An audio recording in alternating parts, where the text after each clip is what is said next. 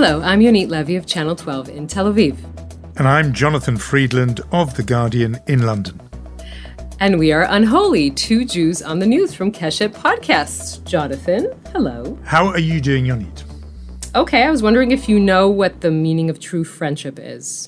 Oh no, I feel, what have I done? Have I forgotten a birthday or something? I've done something, haven't I? No, not at all. I was just, I want to say I'm perfectly poised to ship some petrol in a FedEx envelope at any given moment. I'm just standing here. Just say the word. You could be like the BBC reporter on this story who glories in the name Phil McCann. And this became a bit of a meme. It is true. And in fact, there had to be official advice not to go to gas stations, petrol stations with empty plastic water bottles because it's dangerous, as if people have been doing that. And because, yes, as you know, there is a shortage of fuel, of petrol at British gas stations and petrol stations, as we call them. And there have been long lines and long queues. And yeah, we've been having to change travel plans because we may not have enough in the tank to get going. So yes, it is. It's a kind of blitz spirit here. It's war. It feels like rationing has returned here. So we are going to discuss this further in our podcast, I think. But this has not been the only thing annoying you this week. No, I have been. It's bad, isn't it? The kind of Sukkot thing kind of winds me up. I mean, I know it is becoming. I'm becoming one of those people who sort of goes on about it. I think it always did slightly annoy me just because it goes on so long. 9 days, really, in effect, with Simchat Torah at the end. I never really loved Simchat Torah, sort of forced, organised jollity. And it's meant to be 7 days. You add an eighth day, and then there's Shemini Atzeret, and then there's this ninth day. Enough already. And you sound miffed. Yeah, and so it just seems to me like it is. We've talked a lot on here, and in a way it's partly what we're about the gap between Israel and diaspora. And to me, Sukkot really kind of dramatizes that gap because it obviously makes sense to eat outside and hang out outside in a really warm country in late September. But it doesn't make so much sense to do that if you live in London. It really doesn't. And I found myself being very Grinch-like, the kind of Grinch who stole Sukkot, because as regular listeners know, I live in a very Haredi neighbourhood of London. And so, our neighbours in the area have been extremely noisy, very, very late at night, 2, 3 in the morning, singing away. And I found myself being quite glad when the traditional prayer for rain was answered. And the rain was falling, and I thought maybe now at 3 a.m. they're going to finally put a sock in it. And so these are unholy thoughts I've been having. Really unholy. I was going to say, just treat it like the booster shot for Sukkot, and you'll be fine. We have to say, by the way, that it's always longer in diaspora, except in Rosh Hashanah, because we don't trust you guys for knowing the exact date. Yes, so you have to make it a little longer. And we apologize for that. I mean, but I understand that this year the whole Samachta B'Chagecha thing is not your thing, which is fine. It's not so much. I mean, I do love the idea of it, and when I've marked it in Israel, I've loved it. I mean, sitting in the sukkah with the view of the stars and dining under the night sky, beautiful, and sleeping there, I think all great. But if it's in kind of Hackney on a wet Tuesday in September, not so much. And, and as I've said, when it is the noise and the banging and the hucking, after a while you think, okay, let's draw this to an elegant close after, as you're entering. Because I was in shul this week for Shemini Atzeret, and I opened up the Machzor, the traditional prayer book, and I did see, prayers for 9th day. And you just think, come on, this is too long. It just by any standards. I enjoyed the Hakafot this year and seeing it in a baseball court where I was in a town where they didn't pray together for a year and a half, and it was the first time they were coming together in a baseball court. And you got to love the Jewish tradition that you can pray anywhere. There's a lot of forward thinking in that. Yes. But okay, I mean, yes. I'm going to do my rant because you did yours, so it's just fair. And in Israel, you have this a concept of acharei hachagim, right? I mean, it's now after the holidays. You have to realize that the whole month of Tishrei, you probably have the Hebrew month of Tishrei, you probably have 8 working days and even less school days. Just to note that the gap between the vacation days children have and their parents have is very large in this country. It would be anything between 39 days and 54 days, depending on how old your children are. So now we are past that. So the And you're in the stress is time that leaving is- you at last, right? A At little bit. least, yeah, a little bit. And you know how Chaim Kishon had this wonderful skit about Israelis. He didn't call them Israelis. It was very clear that he was talking about them. And among his many superb insights, he was talking about the observations of time, observation of the average citizen's sense of time. And he said, tomorrow here in this country means next week means next month. After the holidays means you'll never hear from him again. So that is basically where we are. I mean, I wondered whether Israelis love the idea that you get the whole, you have summer, and that's a lot of vacation happens in summer. And then in September, which around the world is the kind of back to work, back to school month, focus, the new year begins. In Israel, everyone goes off on holiday again. And so what that does sort of culturally, does it mean people don't take a big summer vacation because they know they're going to be off for a big chunk of September? I'm going to refer to the group of people that I belong to, which is parents of small children. And that, for them, is a very difficult thing in this country. And it really is never clear why you don't have some sort of unification of the, July, August, September, because it just it feels like a very long vacation. So maybe the school semester should run through July and you should be off in August and September. That's what the parents have been suggesting for years. And I guess you want to put money on who's going to win. Yeah. The parents or the teacher association. Right. And they'll sort that out. Exactly. We can sort that out. So the world has come back, though. Yes. There's been quite a lot of real world activity, and we'll take us to the United Nations meeting in New York, because that's been the big event. Indeed. Naftali Bennett spoke at the UN General Assembly, the annual gathering of world leaders.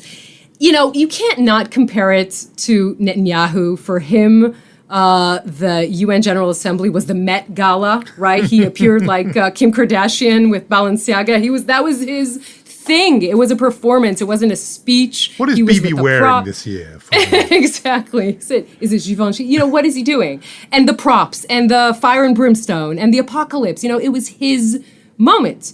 And then you have Naftali Bennett with the speech. The reassurance is nice, Naftali, but it doesn't get you the headlines like apocalypse. And of course, Netanyahu would never be caught dead in the time slot that Bennett spoke at. Netanyahu always spoke at the almost 8 o'clock primetime news when he was at the UN, for Israel, of course. And Naftali Bennett got stuck in the, a minute before Sukkot in the afternoon.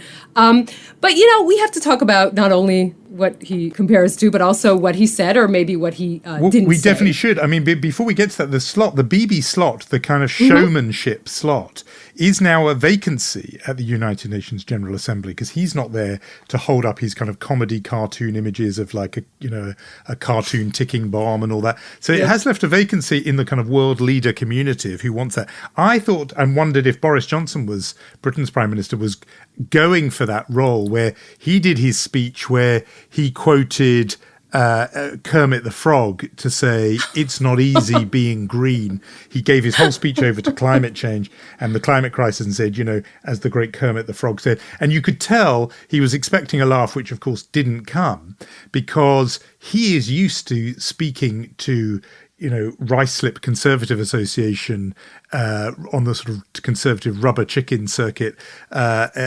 conservative clubs where they love this stuff, the afternoon speech and the deliberate mixing of high culture references, then low culture, and going for the Muppets. It just didn't work there. And it was just a reminder, A, that Boris Johnson's shtick doesn't really travel, and B, there is still a vacancy. With Bibi gone, any world leader who wants to try their hand at being a bit of a showman and a bit of a performer, while Bibi is resting between acting jobs, there is a vacancy for somebody. It could be Justin Trudeau, it could be you, if you're listening. There's plenty of scope there. But Boris Johnson did have a go. But yes, we should talk about the content. Yep. I will focus on the fact that his headline I don't think traveled well outside of Israel. Inside Israel, it kind of exploded. He wanted to say that the people who decide about coronavirus are the leaders at the helm and not the doctors, not the experts. And it sounded like, I think what he was trying to do was give a wink to President Biden and support him in his decision about the booster shot. But what it sounded to many people, especially top officials in the Ministry of Health here in Israel, was that he was kind of admonishing them and saying, I'm the person who makes the decisions. That kind of blew up here in not a great way for Bennett himself. No, it's interesting that was the reaction there. I found, the big standout for me was what he didn't say, and this absence, and you can do a word search, which I have to say I have done on the full text, and the word Palestinian is not uttered in the whole speech. And, I can see that he's trying to make a point there that, there's more to say, and and this was always the goal of Netanyahu, to downgrade the issue. So it was no longer, the number one diplomatic issue that people associated with Israel. But it just is, and it just is that issue. And to not even mention it, I think looks kind of insulting, not only to the Palestinians themselves, actually, but to the world community that rightly does feel invested in wanting to see a solution to this conflict. And the timing, because it's been making a lot of news around the world, this attack on the West Bank village of Khirbat al-Mufkara, where dozens of settlers did this arrest wearing masks on Palestinians with stones, destroying cars, damaging water tanks, and so on. I think 3 have been arrested over that. That stuff does just goes on, and people do expect an Israeli prime minister addressing the world at least to mention it. So you think it's not like a dysfunctional marriage? Maybe if you ignore the problem, it goes away. I mean, that's what it felt like.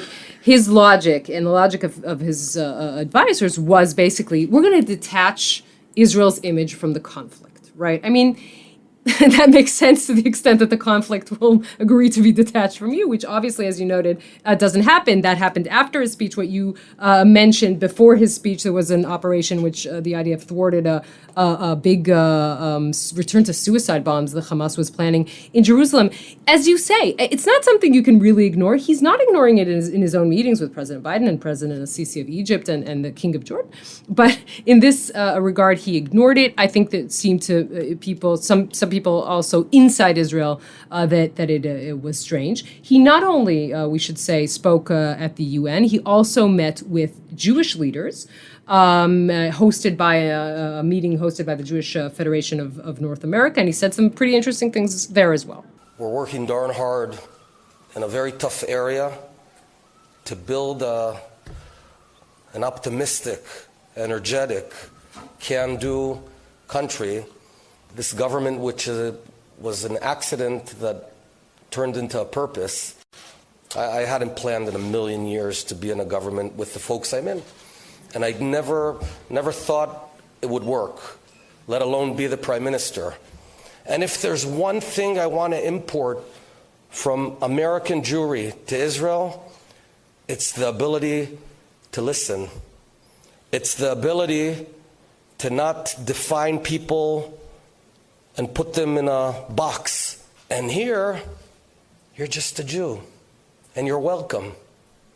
Whether you're Haredi, Reform, Orthodox, Modern Orthodox, you are welcome. We're going to talk about that clip in a second, but to someone who's really working darn hard, we want to talk to our man on the ground who's in that room and heard Naftali Bennett himself. And this is Jacob Kornbluh, who's not only a friend of the pod from its inception, Mi Bereshit, but also, more importantly, maybe a senior political reporter at Forward magazine. Shalom, Jacob. Thank you for talking to us. Good to be with you. So, Jacob, you were actually in the room where it happened. You heard him say that. I'm very interested we can unpack, and perhaps we should unpack the meaning of what he said there and whether it's right. But I'm just very interested to know how he went down in that room. I'm guessing that's a room full of people who are very used to seeing Netanyahu speak to them, what they made of the new PM. Well, I think the theme of Bennett's speech was basically, here I am, a new guy on the block, a spirit of a cooperation. And it resonated in the room. I mean, when I was waiting to go down, when the event concluded, I just overheard 2 people whom I didn't identify, and I didn't want to look back just so they wouldn't realize that I was listening into their conversation. And they were basically saying that, hey, he appeared very personable and also no drama. It's something that they haven't seen from Netanyahu, because Netanyahu, when he appeared before Jewish audiences, it was either, large audiences where he had scripted remarks, or he would go on to talk about the Holocaust, Iran, the Palestinians, or even promises about how his government would work with American Jewry. You didn't hear that from Naftali Bennett. Now, obviously, he was a storyteller. He said the story about his father coming to Israel from America, how he was in New York when he was in the business world. But he was very short on specifics. He didn't promise. He didn't overpromise. He didn't even try to impress them with rhetoric like, you are part of us and we'll work with you on the kotel, on conversion, on other things. So there was little tachlis there. What you're saying is basically a lot of nice words, but there was not anything to explain how he would fix relations or anything like that. Right. So for a first impression, I would say it had sort of an impact in the transition mode, telling people, hey, we have moved on. It's past Netanyahu. There's a new Israeli leader. Get used to it. It was basically saying, I'm your brother. I'm here to hang out with you. We are friends and we'll get along.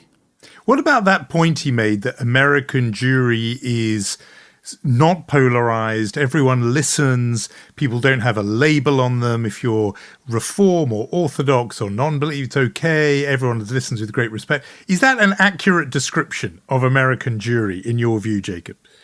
I wouldn't say it's an accurate description because here in America, as you well know, the Orthodox and the Reform, almost do not find each other if it's on the street or when it comes to religious cooperation.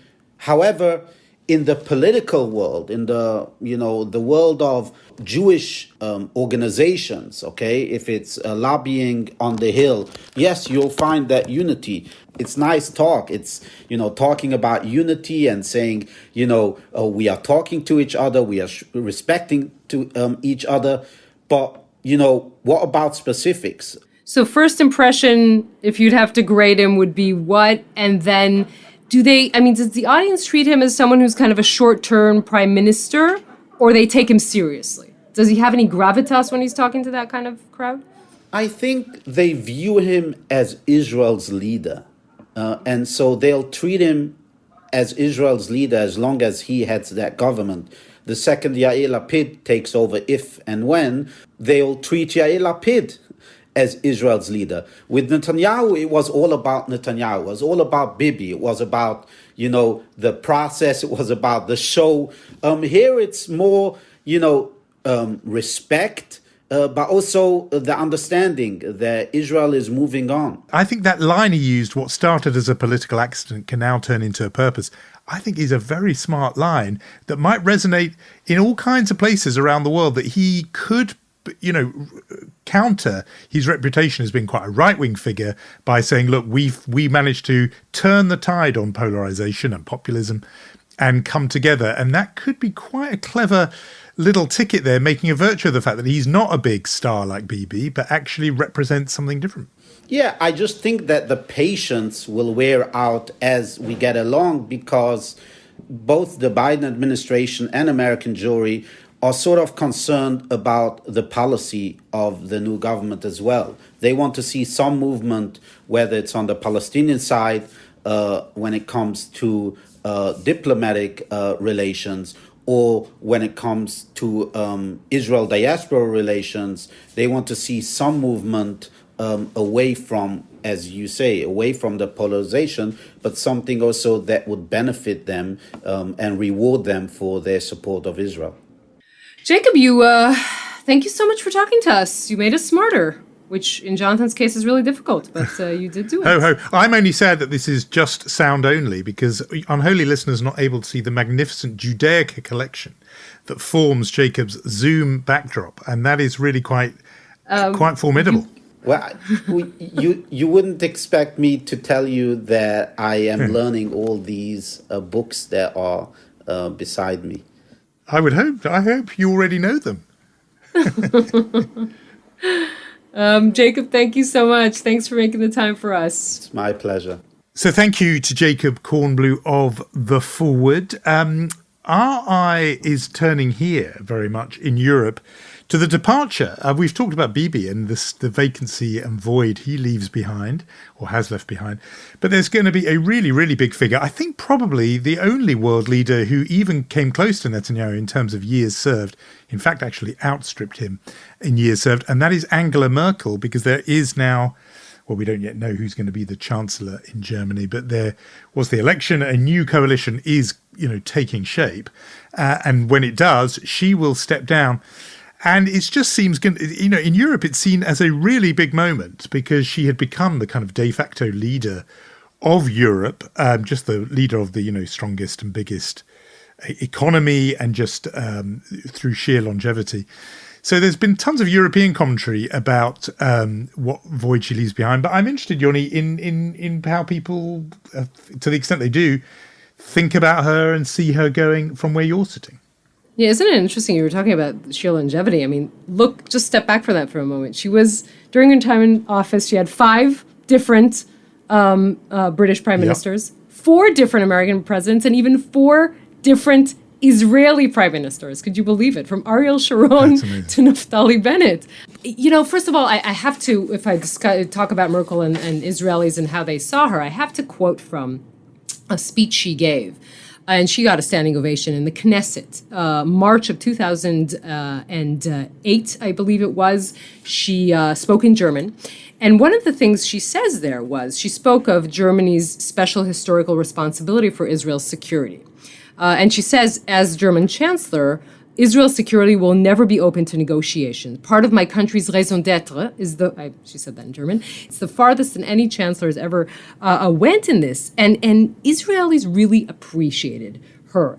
She had our back, and we felt it. Yeah. Germany has essentially become the most liberal, reliably liberal, consistently liberal country in Europe. Liberal defined as believing in those liberal democratic norms of independence of the judiciary and free and fair elections and free press, etc.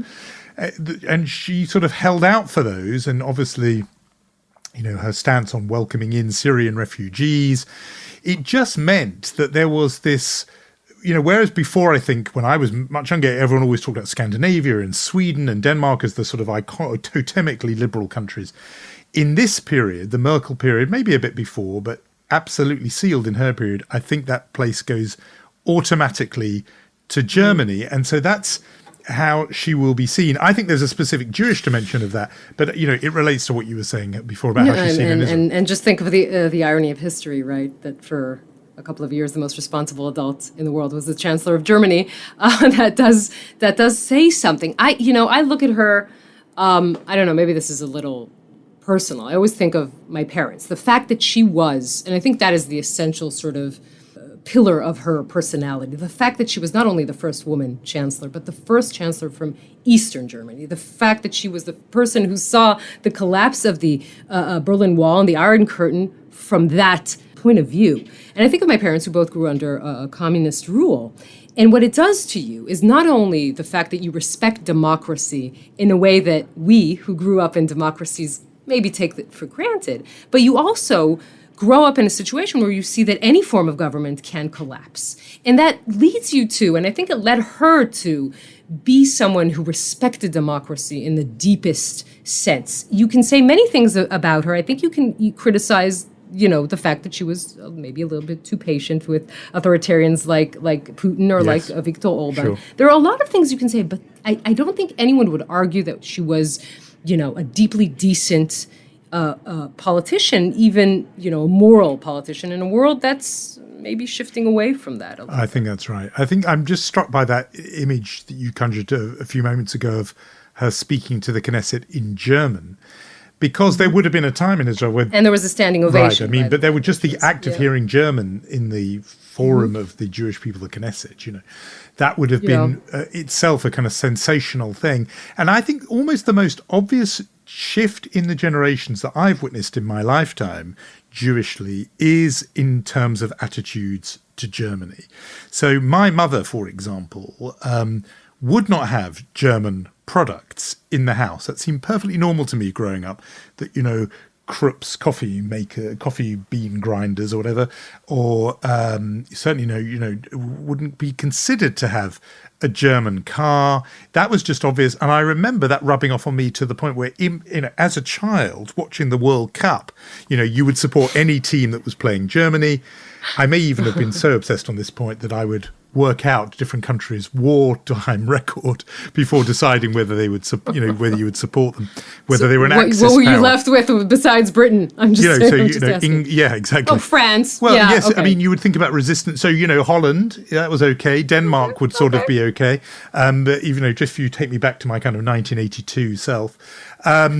So this is the way Israelis watch the Eurovision, what you just exactly described. And me, I have to say too, but years ago. But the real the shift has happened in my own lifetime, because I look at my own attitudes now, and I absolutely do not have those attitudes anymore. I did, and I shed them, and I've travelled to Germany often.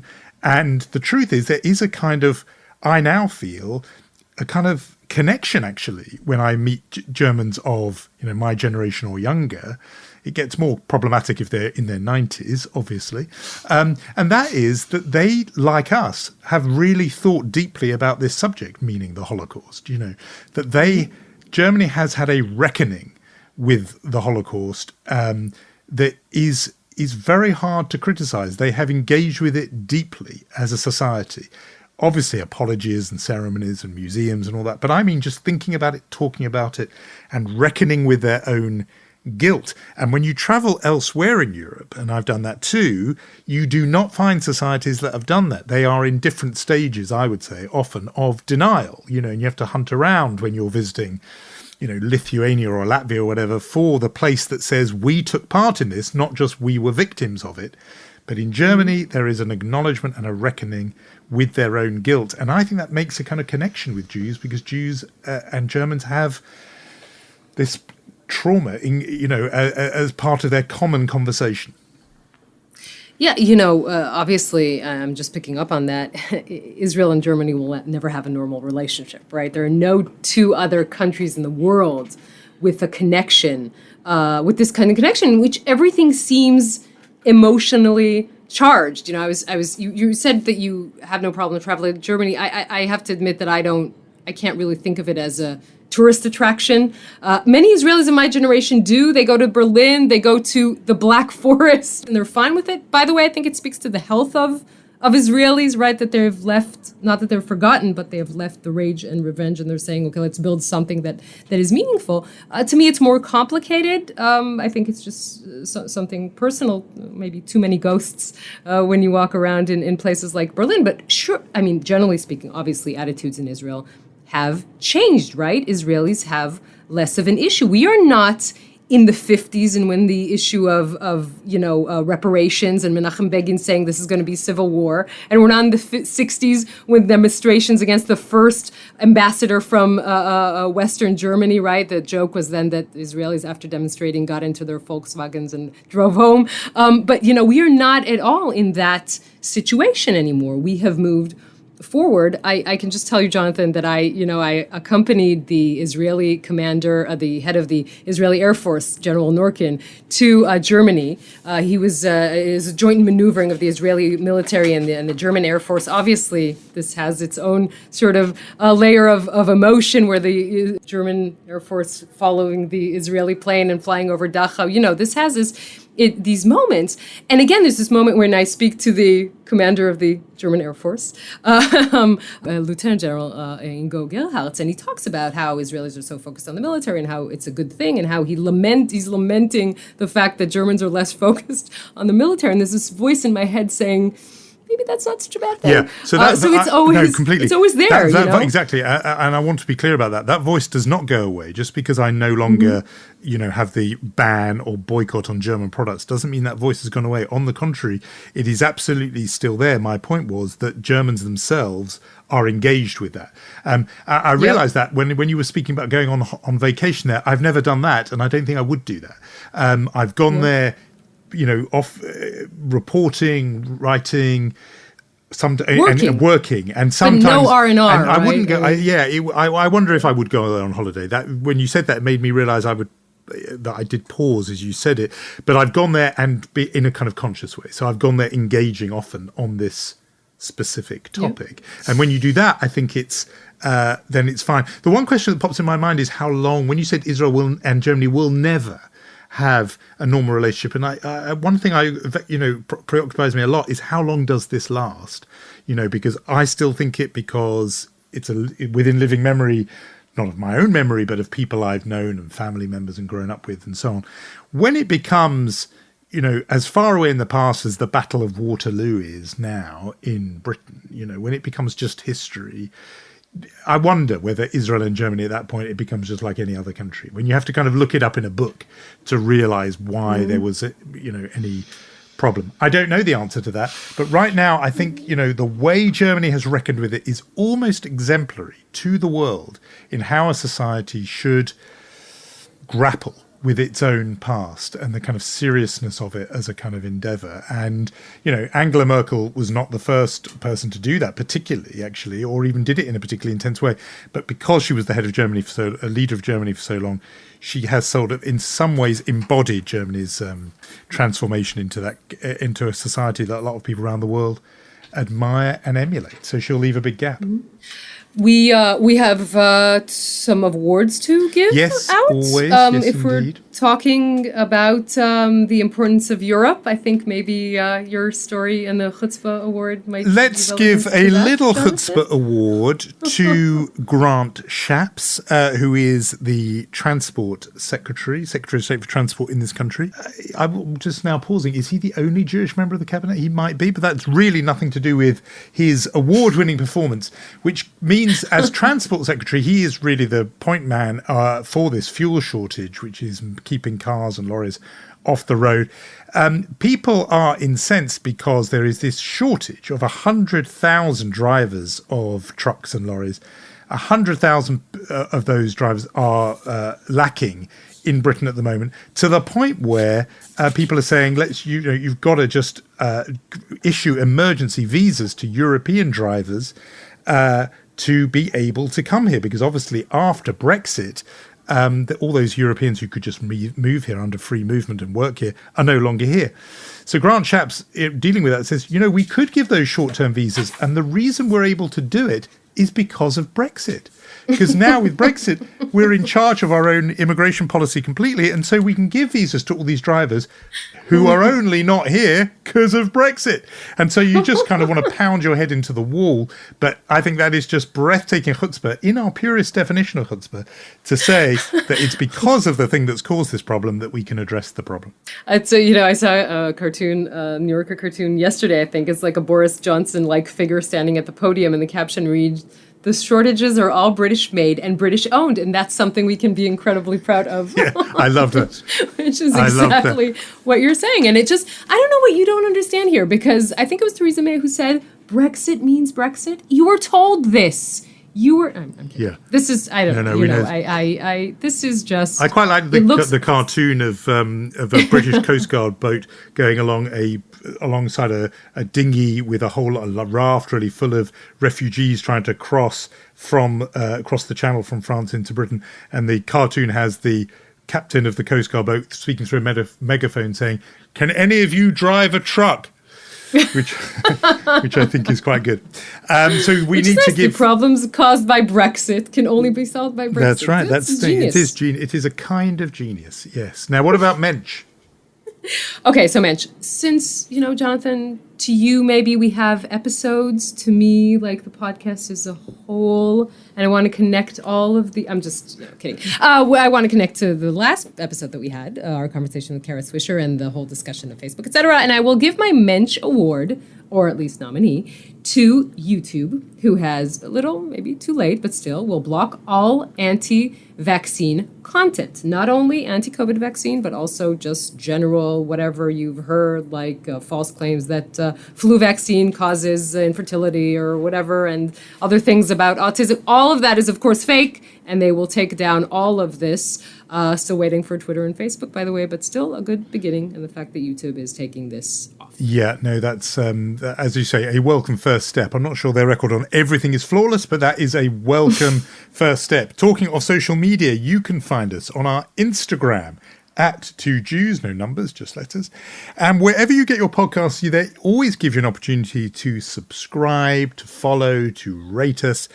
And just when you are talking to your friends or family, spread the love for Unholy, and it's always welcome. Or this week after the conversation about Sukkot to So Holy. But we will say thank you. Our thank yous to Lior Friedman, our executive producer, and Torom Atik, head of podcast, Omer Primat, and Irad Eshel for original music. Jonathan, no more Chagim left. What are we going to talk about next week? We'll find something. We will rummage through the pages of The Forward. I'm sure if you're on an El Al flight, you may get inspiration as well, hearing us on Unholy there. We will speak next week. Yonit.